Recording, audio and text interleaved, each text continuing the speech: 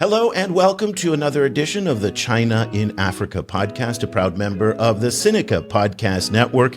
I'm Eric Olander, and as always, I'm joined by China Global South's managing editor, Cobus van Staden, joining us from beautiful Cape Town, South Africa.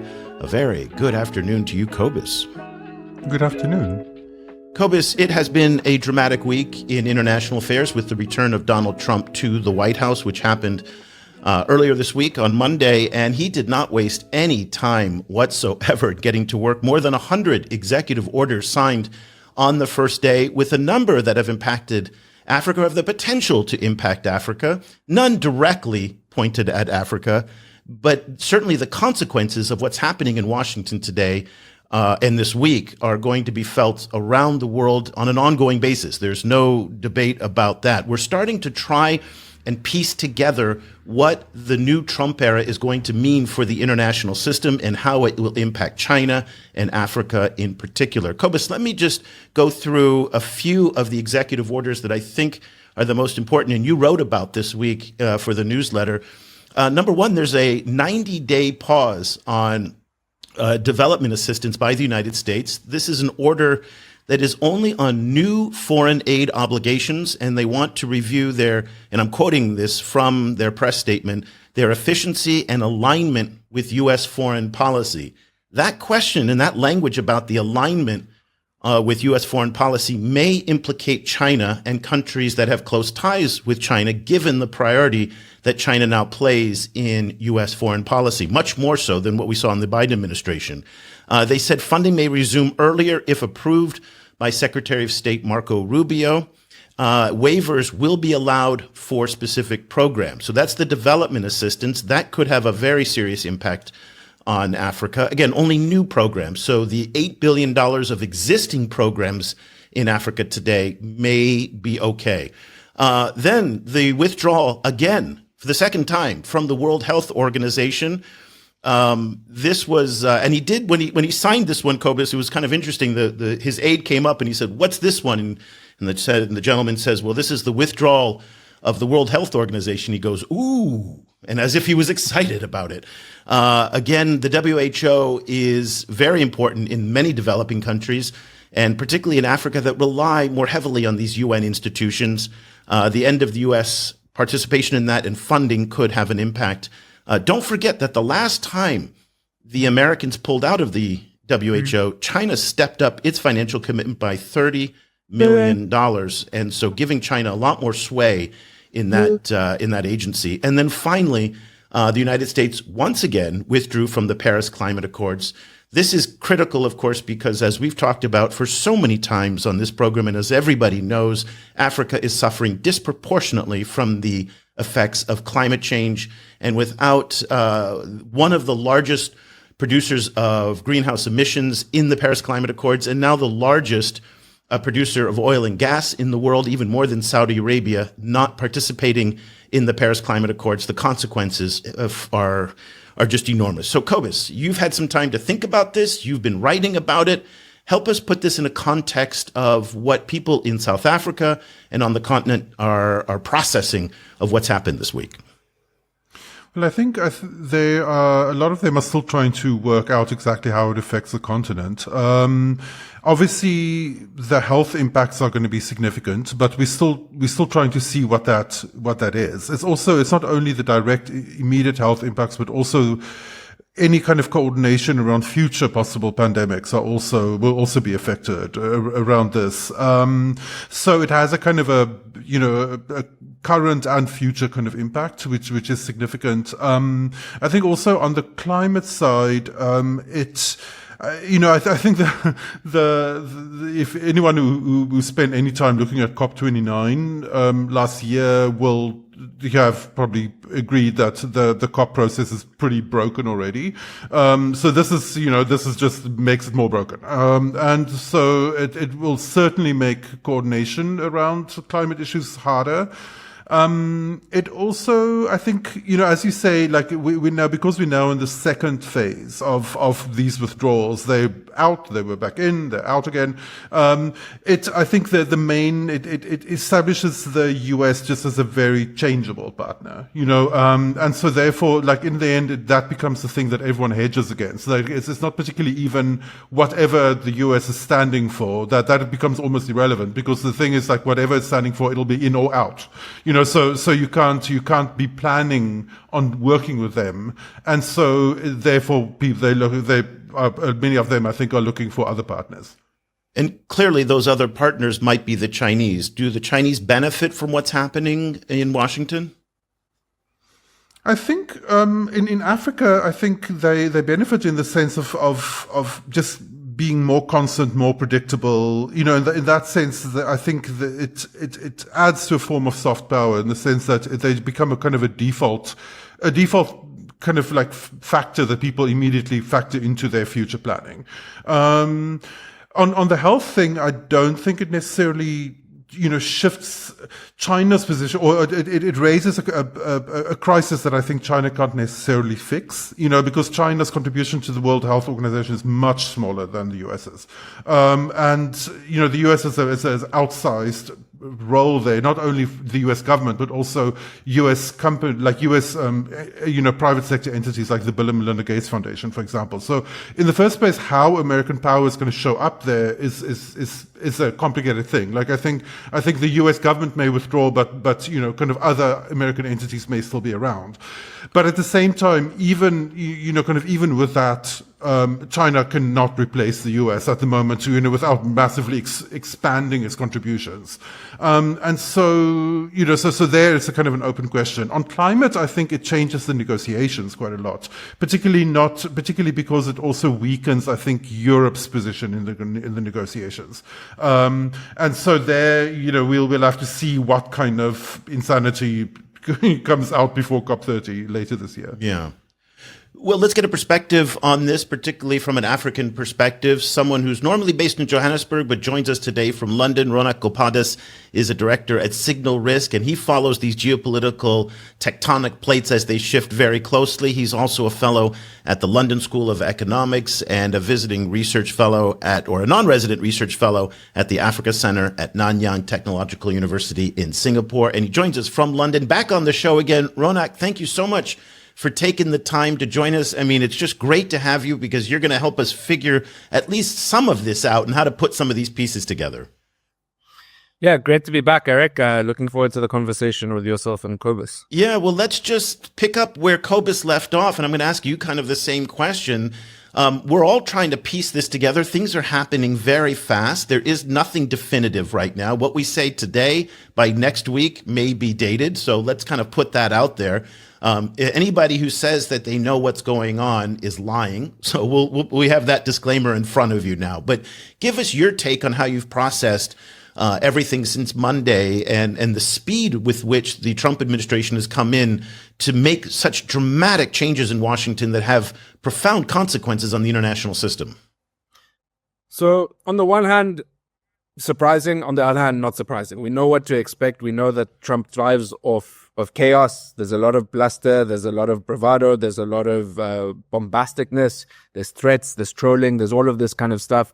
And we've had a first edition of the Trump presidency. So from that perspective, we kind of know what to expect. But at the same time, we know he means business. He's worried about the midterms in 2 years and then becoming a lame duck. So the speed and execution and timing of what he wants to do is critical. I think the thing about Donald Trump is that he's a blank canvas, right? And especially what we saw on the campaign trail is that he was many things to many people. So, if you had grievances, with regulation and restrictions and big government, he was your guy. If you are a tech bro, he was your guy. If you're anti-DEI and woke stuff, he was your guy. So, he was blank canvas in many respects to a lot of people, and he captured the zeitgeist, which is anger and basically just dissatisfaction with the status quo and representing kind of a loss of trust in the political system. So he's back now. And because of that, you don't really know what you're going to get. So I've got 5 scenarios which I've kind of painted to help understand. Yeah, this. let's hear. Can you share those with us? Lay them out for us. Sure. So I mean, you've got fascist Trump, where it resembles kind of modern day dictatorship. He goes after his enemies. Any pretense of nonpartisanship is kind of falls by the wayside. And it's very, very authoritarian. Then you've got far right Trump, which is kind of what the Heritage Foundation campaigned on. A lot of the policies around immigration and kind of the socially conservative policies are what to expect. Then what people are hoping for, I guess, is pragmatic Trump, where just good for the economy. That's the stuff that people care about. Some of the more populist rhetoric and more bombastic stuff dials back. Then you've got, the apprentice Trump, where he's basically, hiring and firing. It's chaotic. Loyalty is what we know is the thing that matters the most to him.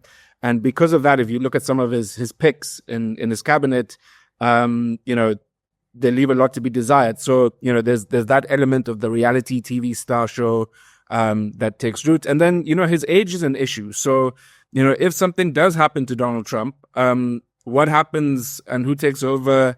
What does JD Vance stand for? What happens to the MAGA movement?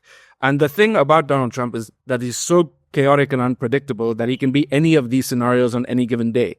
And that's, his supporters will argue that's what makes him effective. But it makes it very difficult to plan and predict. Now, if we take this a little bit further and we break this down economically and politically as to what it means for Africa, I think economically when we think about Trumponomics, there's good Trump and there's bad Trump from an economic perspective. So the good Trump, which is the stuff that markets like, is kind of fiscal spending, growth inducing policies, tax cuts, deregulation, release the animal spirits and kind of, let the party carry on. Bad Trump is obviously trade wars, protectionism, and some of the more outlandish ideas that he has. And so these policies are contradictory.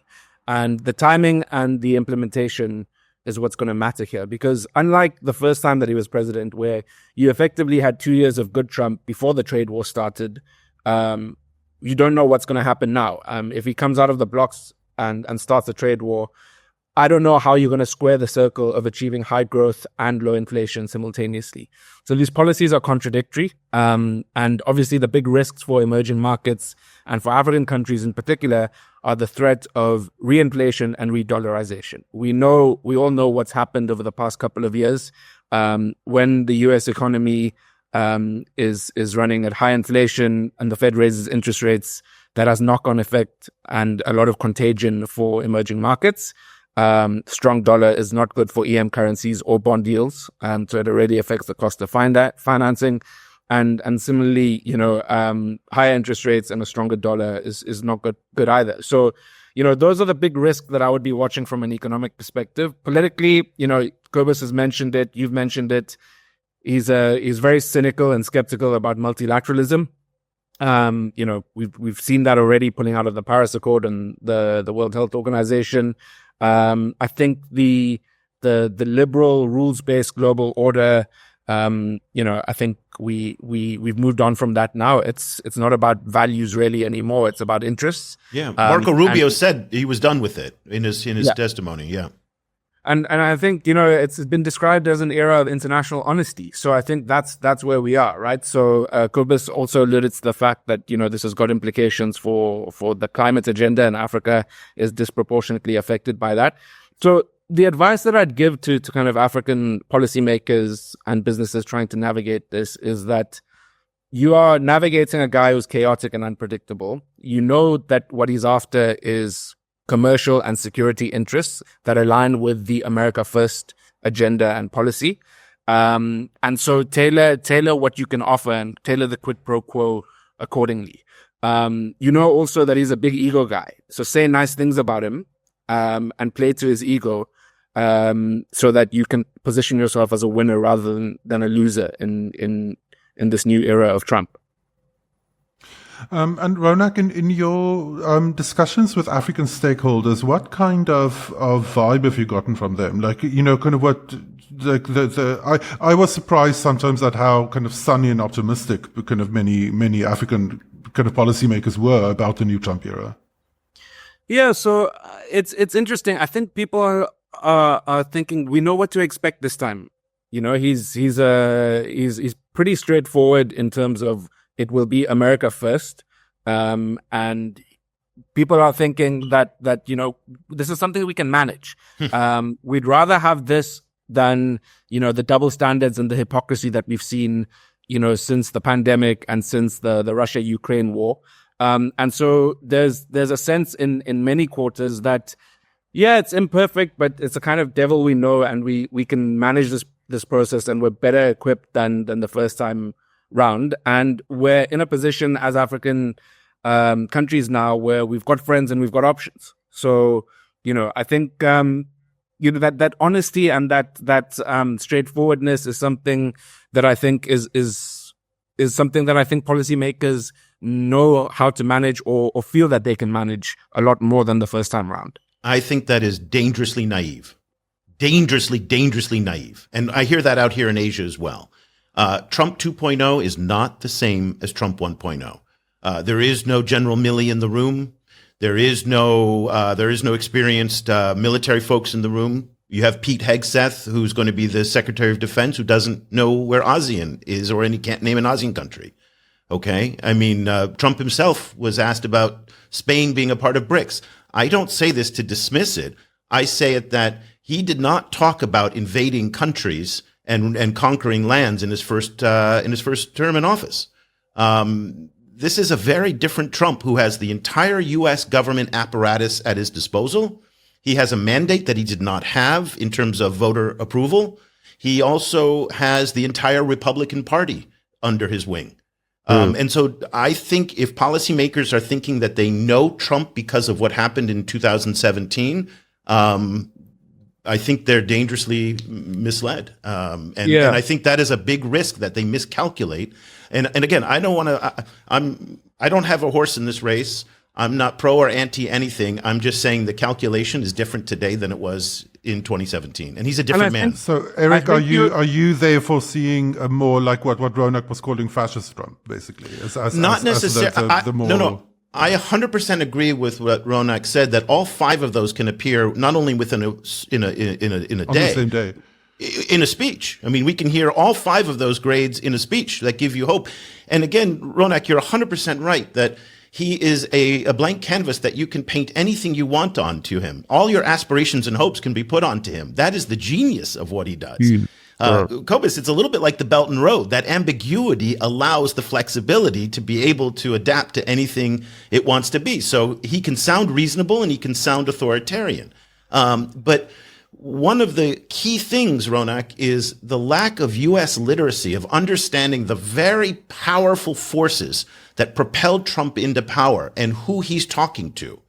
He will direct certain messages and certain initiatives to certain demographics and certain audiences. So when he pulled out of the Paris Climate Accords, there was a cheer in the stadium that went up. And who is cheering that and why is very complicated. And I'm not entirely sure that policymakers in many developing countries have the the knowledge systems and the knowledge production to understand that. Yeah, and I think you make a compelling point. I think also the world is very different, right? So I think, unlike the first time that he was president, debt overhangs are far more significant. Inflation was running much higher. We've had 2 wars. So the world is in a very different place. And then also, I guess the liberal bulwark, that kind of was ruptured during the first presidency is kind of no longer there. Merkel's gone. Europe is going far right. So the world has changed. The economic conditions have changed. The political conditions have changed. And, arguably his ideas could find more resonance even beyond the shores of the US. So I take your point. I think, this is just the sentiment that I'm picking up. No, I hear the same thing out here, by the way. So this is not about what you're saying. This is what we're hearing from others. Yeah, fair enough. Let me ask both of you, since you both focus on Africa, and obviously you're from South Africa. Let's kind of bring the China picture into all of this. So you are Foreign Ministry XYZ, because it's very similar dynamics across the continent. And they come to you, gentlemen, and they say, how do we respond? How do we see what's happening in the United States? We see where the Chinese are right now. Cobus, in your view, do the conversations between African foreign ministries and the Chinese Ministry of Foreign Affairs and the Chinese ambassadors in African capitals, does it change in any way because of what's happening in the United States? I'm sure it does. I'm sure it's affected by it, but I think a lot of it, China is obviously always is speaking from its own perspective, and that perspective remains quite stable. So I think they on their side they really kind of emphasizing that nothing has changed, and that everything is still as predictable and stable, safe and promising as they were, and we should lean more into that direction. And I can imagine that argument becomes a bit more compelling depending on the African policymaker you are. I think in terms of my advice to them, I would point out a kind of a larger general trend, which is I think that the polarity of Africa's economic and kind of coordinating relationships, that polarity is increasingly shifting eastwards, not only to China but to the Indian Ocean, and that's where Africa's bread is buttered, and that and my kind of short term advice would be, get all the cheap solar panels you can get while they're so cheap, because because they're being blocked all over the global north. China is desperately, not desperately, but very enthusiastically looking for places to to offset, to offload some of them. Pave the continent, get the cheap energy, get it all, and then see what America is offering. Play whatever political game you need to play to get Trump off your neck, but at the same time, don't expect too much, because I think essentially the Atlantic relationship is so stagnant between Africa and to a certain extent even with Europe, that I don't know that there's that much to be hoping for there, in terms of new developments. I'm not sure, Ronak, what do you think? I was sitting in Beijing. I'd sense this as an opportunity. The world is changing, and there's an opportunity for China to reassert itself. It's just at FOCAC, where obviously it's upped its contribution, but made some significant but subtle changes to the way it's re-engaging with Africa. There's long been resentment, I would say, around the trade imbalances and the fact that many African leaders find that China, simply just does the raw materials thing, and they're looking for a shift from just infrastructure to industrialization, and from extraction to investment. So, there's subtle messaging around that. In the wake of the US retreating and becoming more isolationist, China is selling its vision and value set around how it sees the world. The Global Development Initiative, the Global Security Initiative, the Global Civilizational Initiative. All of this stuff kind of presents, I think, a compelling counterweight. And as we know, many African countries like the China model because they don't have to subscribe to, the Western prescriptions around it. Now, there's a flip side to that, because China obviously was once poor and is now rich, but is not a democracy. But the quid pro quo, obviously, is that you need to be then efficient, deliver economic gains, and deliver upward mobility. And the problem is many African leaders don't understand that you need to comply with both ends of the bargain in that regard. I think the other interesting thing that I've noticed coming out is that, the soft power stuff and the security stuff, China's also stepping up its efforts in that regard. So, if I was China, and then again, looking at the climate stuff, I think, there's an opportunity as the US retreats again to play a leadership role there, given its kind of, its comparative advantage in the clean and green energy technologies. Yeah. We also know that it's a big global emitter, and it can kind of speak out of both sides of its mouth from time to time. But I think there really is an opportunity here for China to assert its kind of global dominance. And of course, the way it's positioning itself in the BRICS and the G20 as well, I think, make it an opportune time for China to put its foot on the gas. Ronak, I'm very happy that you brought up the trade issue, just because for those people who haven't been following this closely, we got our 2024 trade figures from the Chinese. China-Africa trade up 4.8% to $295 billion. That's an increase. Unfortunately, it's not a healthy increase because, Ronak, as you pointed out, this is not a healthy trade relationship in many respects. When you look at countries like Kenya that import more than $3 billion worth of goods and export $150 million worth of goods. The growth in the trade relationship, as it was in many parts of the world, was Chinese imports into Africa or Chinese exports to Africa and fewer exports from Africa to China, which is to balance that out a little bit. Cobus, I want to pick up on a point that Ronak talked about the global civilization development, security initiatives, this new emerging parallel international governance architecture that the Chinese are trying to build. I say trying only because we're still in very early stages of it, so there's not always a lot of substance to it. But we've got the BRICS, we've got the AIIB, we've got the New Development Bank, we've got the 3Gs, we've got the Shanghai Cooperation Organization. Any number of these different initiatives feel like they'll have a lot more room to maneuver now in a space when the Americans, who were long time the guardians of the rules-based international order, seem to be stepping away from that role. Talk to us a little bit, Cobus, about, and Ronak, I'd like to get your take on how you think these offers that the Chinese are making to developing countries, particularly in Africa, are now going to be received. I think it's a kind of a complicated field because on the one hand, the US is stepping away from some of these central organizing, mechanisms, but they're also very paranoid about the new ones, right? Kind of so like de-dollarization has gotten so much traction in the conversation, even though there's very little actual evidence of actual de-dollarization happening. And beyond, kind of like a few, like some deals in local currencies, there's no actual, there's no, like actual possibility or like realistic kind of like chance for, say, a BRICS currency, but Trump was there already reacting to it, right? So in that sense, there is this kind of like these architectures simultaneously, I think, step into a gap that the US is leaving, but also kind of the US will paint a target on them at the same, as part of the same process. So that kind of makes it hard. I think what also makes it hard for developing countries is a lot of these initiatives, particularly the global civilization development and so on initiatives, are all very vague.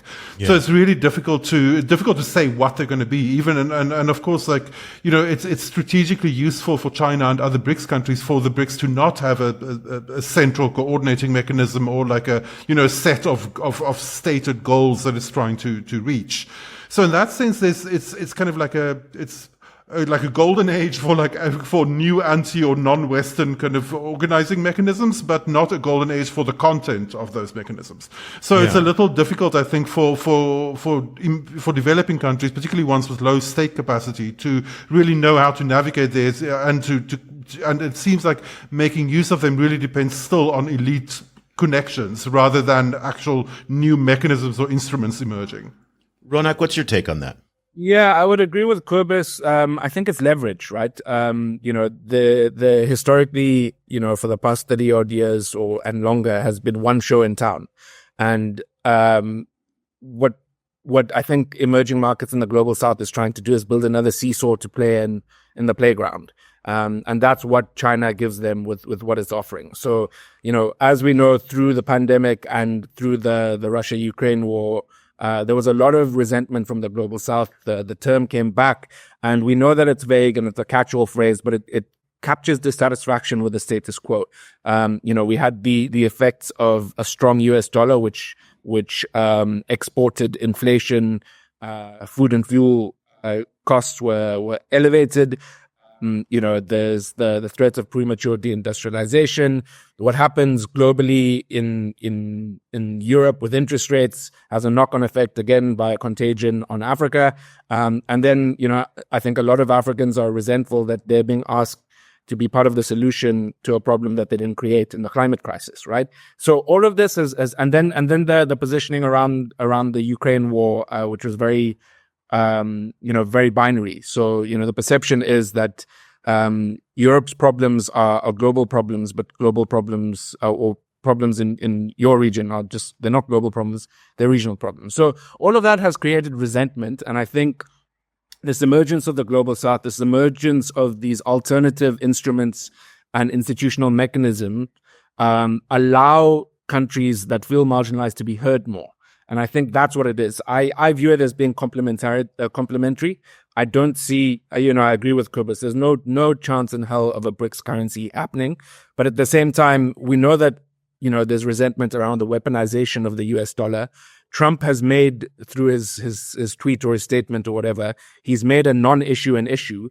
And if anything, it will drive countries that are feeling resentful further into the camp and the BRICS orbit. So I think, to agree with Cobus, there's a push towards settlement of international trade in local currencies, which I think will happen, but it's so far away from moving away from the dollar, which is going to remain the global reserve currency, that I think that's a non-issue. But, if we take a step back and we look at this thing holistically, my view around what China's offering is an alternative, and, it gives countries a better scope to negotiate on more favorable terms. So, Ronak, one of the big issues that's coming up is the possible renewing of the African Growth and Opportunity Act. I was wondering how you see its future and whether you think it'll change or simply be renewed, and then also, of course, whether South Africa will be included. Yeah, so, the thing with AGOA is that, since its peak in 2008, which was about $70 billion in trade, it's been declining ever since. So trade patterns are changing. There's economic diversification. Last year, I think AGOA Africa-US trade was around $9.7 billion, which in a $1 trillion economy is 1%. So it doesn't move the needle for the US. So the way to think about this for me is the US views it as a political tool. For African economies, it's more economic. And as we know, AGOA, eligibility is determined at the decision making of the president, at the assent of the president. Countries that can be excluded on two grounds: either they graduate out of middle income status and no longer qualify, or it's on political and governance grounds, which we saw, with the coups in West Africa. Many countries got excluded out of that. So I think what the US is going to do is use this as a political tool to drive countries into its kind of orbit, political and economic orbit, use the threat and more stick than carrot to exercise leverage and to negotiate with countries that they think are drifting into the Moscow-Beijing axis.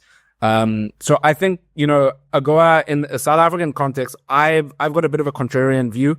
I think it will be used as a catalyst to reset relations.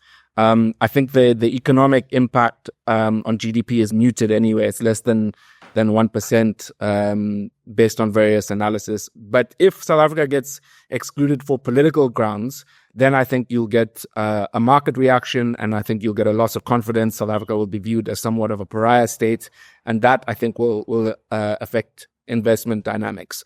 I think, if you look at what the roots of the grievances are, which were primarily political, South Africa's positioning around Russia, Ukraine, around the ICJ story, and basically being misaligned with US interests, I think we'll start to see a moderation in that. Already, Ibrahim Rasool has said that South Africa is going to put away the megaphone around the Israel story. I think we've got basically the G20 coming up. We've got a new foreign affairs minister, Ronald Lamola. We've got Parks Tau in trade and industry.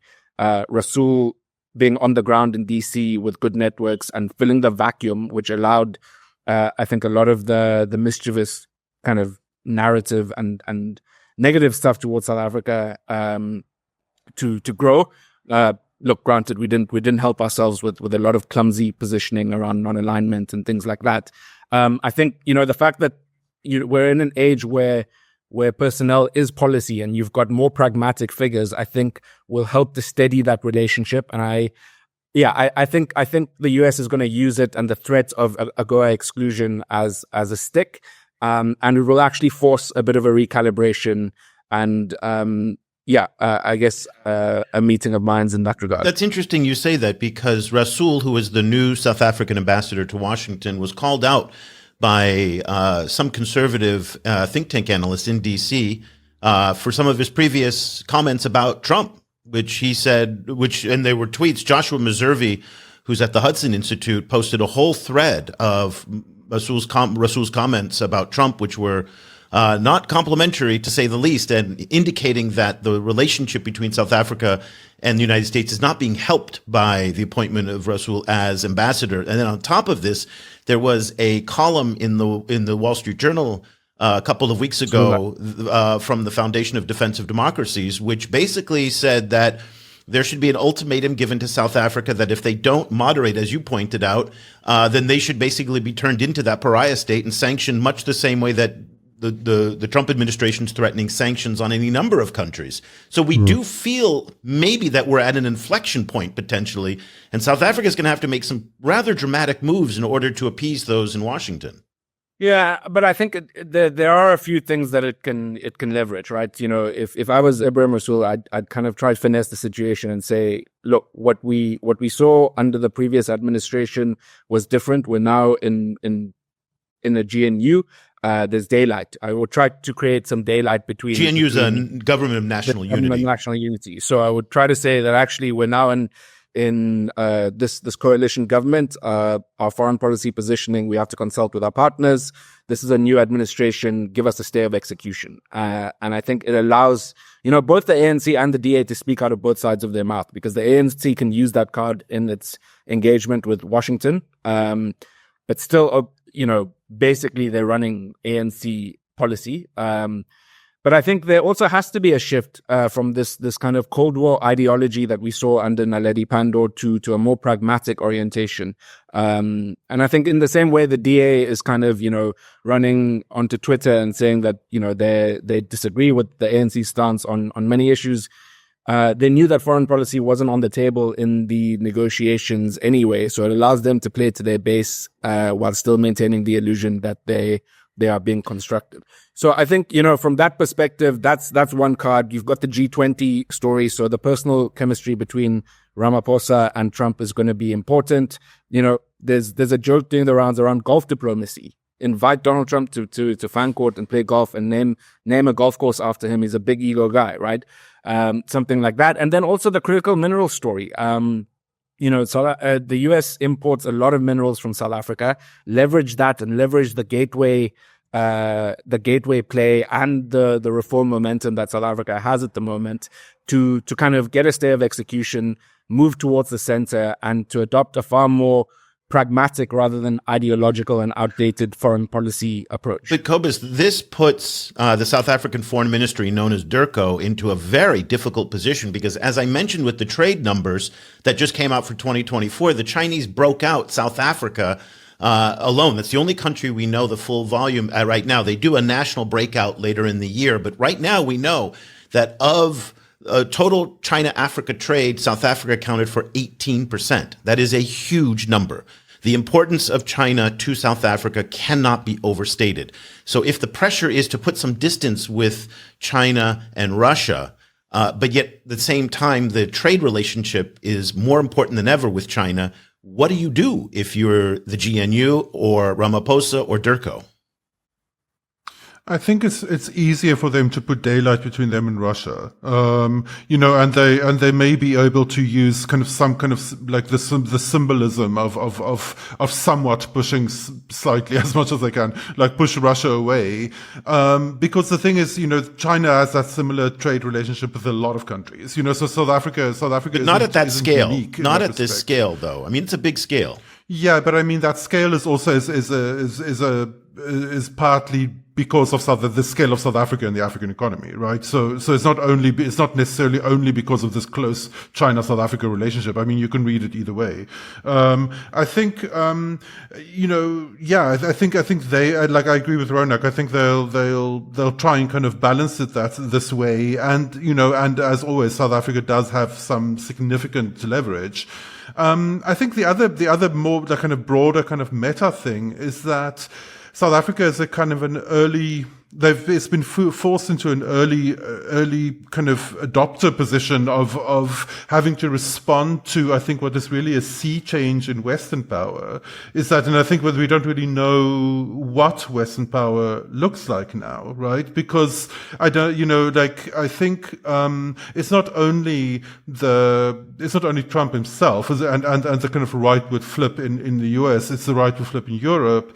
It's the kind of everyone, like in all of these like ostensibly liberal countries, kind of like stepping into lockstep around particular kind of issues, and kind of the implications of the stuff that the West actively defended during the Gaza war, and how that stood in contrast with the language they used on Ukraine. Like countries reading this kind of like this bigger kind of like meta historical moment will have to at some stage grapple with this thing of like, what is the West now? Like what is its goals? Kind of like it seems in lots of ways it seems like the West has kind of given up on the future.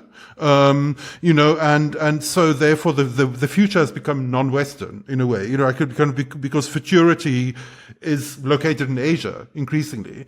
So it does have this kind of like thing of like, how do you deal with what now seems like this ethno-nationalist, like nostalgia obsession that's coming out of these powerful countries?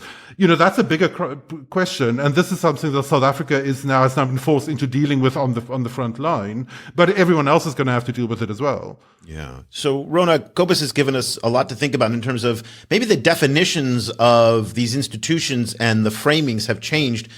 Let's wrap up our conversation just thinking about, how do we think about where we are in this moment? And again, this moment is changing so quickly. So nothing that you say today will be that relevant next week or the week after. But for now, just to help our viewers and our listeners to better understand how you're thinking about this moment, and what are you talking to your clients about in terms of how to position themselves and how to frame this era that we're in. So, I completely agree with you. The periodization of crisis is compressing. Things are moving rapidly. In the information age, you've got to filter between noise and news and rhetoric and reality. So the advice I give to my clients is that they need to understand corporate foreign policy. The era of business being separate from policy, being separate from politics is completely over. And I think any CEO, any good CEO, MD needs to have a handle on that. I think all businesses need to grapple with the trilemma of trade, tech, and talent. I think, as we know, trade patterns are shifting quite dramatically with protectionism, with nearshoring, reshoring, friendshoring. And that means they're shifting kind of trade alliances and economic patterns. And when you overlay that with the clean and green energy story, I think that creates both opportunities and challenges for Africa. Obviously, from a talent perspective, as Cobus points out, the West is having a bit of an existential crisis. I quite enjoyed this term that I heard, this acronym I heard the other day around weird countries: Western, educated, industrialized, rich, and democratic. And it's kind of weird versus the global South, which is also kind of leading to the shift in economic gravity further east, like Cobus has mentioned, right? So look out for the Middle East, for Africa, and for Asia as kind of the new growth frontiers.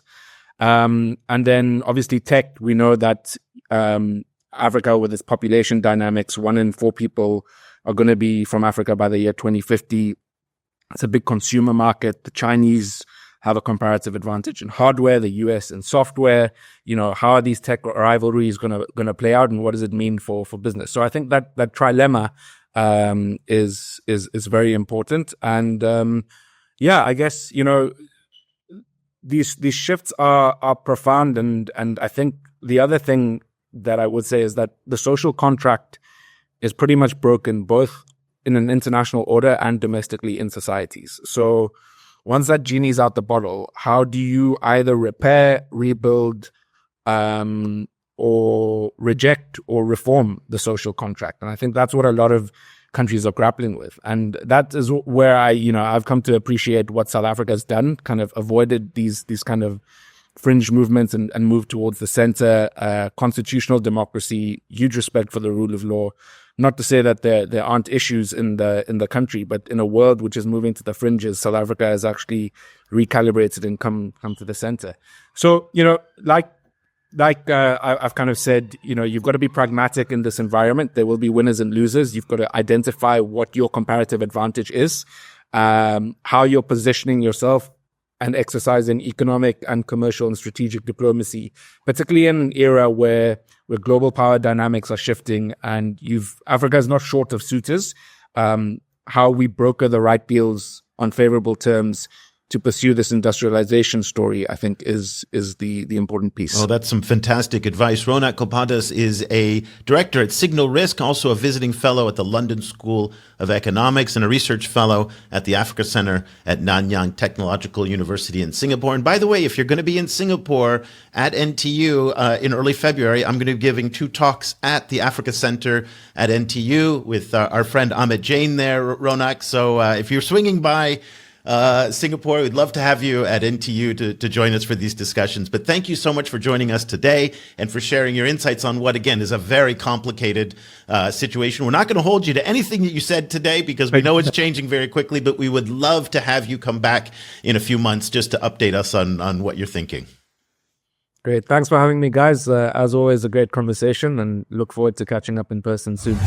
Always fantastic to have Ronak on the show with us. This is a guy who can kind of see the big picture, and I like the fact that he talks with a lot of corporate clients, and corporate clients are oftentimes different than political or academic engagements, in part because they need much more practical advice and less theoretical. So getting that kind of detail from Ronak is very good. But as he was talking, there was something that was kind of rolling through my mind that I wanted to bounce off of you. And I've been thinking about this all week. Again, this is all part of this effort that we're all trying to do to piece together what's actually happening. And in some ways, when I listen to Donald Trump and even Marco Rubio saying that, the end of the liberal international orders here, they canceled all of the State Department values initiatives. It does not look like that the United States is going to be very active at the United Nations. And in so many ways, it's interesting to see how similar some of the rhetoric coming out of Washington is as to what we've heard coming out of Beijing. The Chinese do not like universal values, universal human rights. They do not like these cultural issues.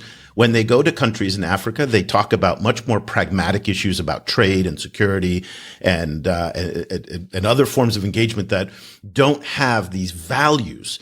That has been a problem for the United States. In Africa, we will not see the rainbow flag over the U.S. Embassy in Accra for the next 4 years at least. We will not see criticisms of Yoweri Museveni's anti-LGBT policies. We will not see criticisms of the petrostates for oil. Probably Museveni now has a clear path on the East Africa crude oil pipeline, at least from the United States. In many ways, that type of engagement is going to be very similar to the type of engagement that the Chinese have in Africa. Much more pragmatic, less ideological, and more focused on trade and transactions. What do you think? Are there similarities, do you think? I don't agree. Okay, why? Because I don't think that the US is moving away from values. They're simply switching out the particular values that they're focusing on, right? So we're already seeing, for example, some of the issues that are, some of the issues around, for example, HIV, kind of like aid provision, now being snarled into, again, like as in the Bush era, with abortion debates within the US, right? Kind of so I think it's the opposite of that. I don't think they're going value free. I think their foreign policy is getting more and more entangled in values issues. Just a different set of values. More and more and in the process, they're becoming more like an external kind of projection of internal culture wars within the US, right? Which the kind of the value projection of the Biden era was already. So like you frequently found like for example, like notoriously LGBT communities in Africa being targeted because of the Biden administration's like kind of values driven kind of like focus on LGBT issues, and now they're being targeted again because of another set of values driven LGBT kind of pressures. So no, I don't think that's the difference. I do think that China, because China has so much to offer in terms of commercial projects, right? Kind of simply like, you want solar energy, we can build it. You want this, we can build it. You want that, we can build it. Like, that's not really what the US isn't going around shopping around like comparative projects, right? So in that sense, there's more space for values talk on the US side, because it's used as a cover for different kinds of leverage. Whereas with China, the discussion is more about what do you want to pay money for, and how can we make that happen for you? Kind of, which just continues, no matter what the kind of ideological kind of like stripe of the relationship is. Good. Okay. Interesting points there. One other thing that's happening, Yinka Adegoke, who's our friend at Semaphore Africa, has been writing that the Trump team is taking shape for the Africa policy side of things. He's reporting that J. Peter Pham, who is a distinguished fellow at the Atlantic Council, a former special envoy to Africa, well known in African capitals, is right now again, it's not confirmed, and by the time you hear this, it may have changed, but that he is poised to be the top U.S. diplomat for Africa, to be the Assistant Secretary of State. One of the things that Pham, along with Tibor Nagy, who we've had on the show before, he was the former Assistant Secretary of State for African Affairs in the first Trump administration. He's back in the State Department, but in a management role. So he's in the Office of Management, the Bureau of Management, so not in the policy side of things. But so again, we're seeing the Trump 1.0 Africa team, parts of it at least potentially coming back for Trump 2.0. One topic that we are probably going to see quite a bit of in the next year or so, and you're already seeing it talked about a lot in conservative think tank circles, is Somaliland. There is growing pressure among conservatives for the United States to diplomatically recognize Somaliland, which is a breakaway region of Somalia. And at the same time, Somaliland is tied in with the Taiwan issue because they have a representative office there. So in many ways, it's a twofer, because the U.S. hates Somalia and they love Taiwan and they don't like China. And so it's a threefer in that respect. Let's talk about Somaliland a little bit. It seems like it's a flashpoint issue. You have compared it to South Sudan, which was the creation of the last African state, which I think we can all say has been a miserable, abject failure, given the turbulence that has happened in both Sudan and South Sudan over the past 10 years. And U.S. interest in South Sudan has waned considerably. What's your thought on the Somaliland pressure that's mounting in Washington, which is surely going to anger China as well, and that's going to bring the Chinese into this issue? I think it has the potential to really destabilize that region even more than it's right now, and in the process, complicate both the U.S. and China's positions there. I think,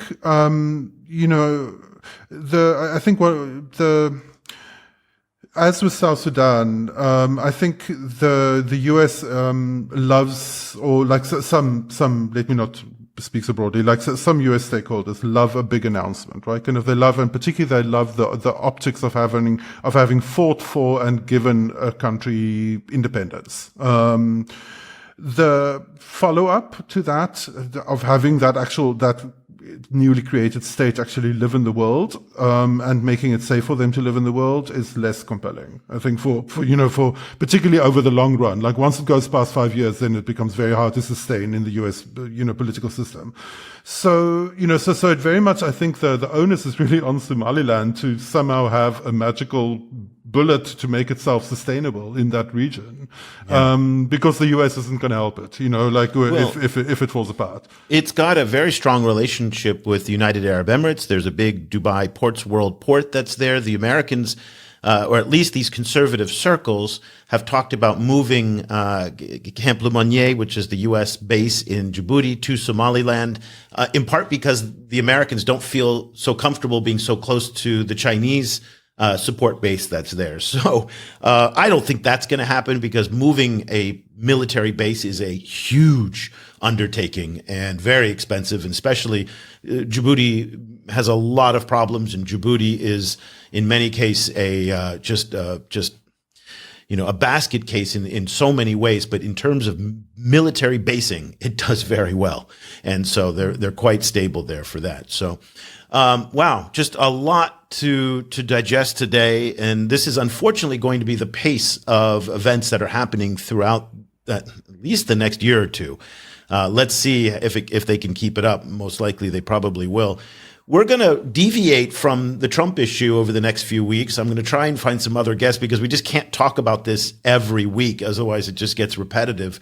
But it is going to be one of the themes of our shows this year because the profound nature of the change requires us to try and help you put the pieces together and figure out what's going on, and particularly as it relates to the Chinese. So, Cobus, let's leave the conversation there. Of course, if you want to join us, a part of our reader community, and see all the great work that Cobus and Giro and Johnny and Edwin and Lucy are doing around the world in Asia, Africa, the Middle East, and to support fact-based, agenda-free journalism, which is needed more than ever today, go to ChinaGlobalSouth.com/subscribe, and you'll see that subscriptions are very affordable, and we just have just a wealth of content, and it's just amazing. I'm so proud of what we're doing. Also, if you are a student or teacher, remember, at the end of every show, I say the same thing. You get 50% off.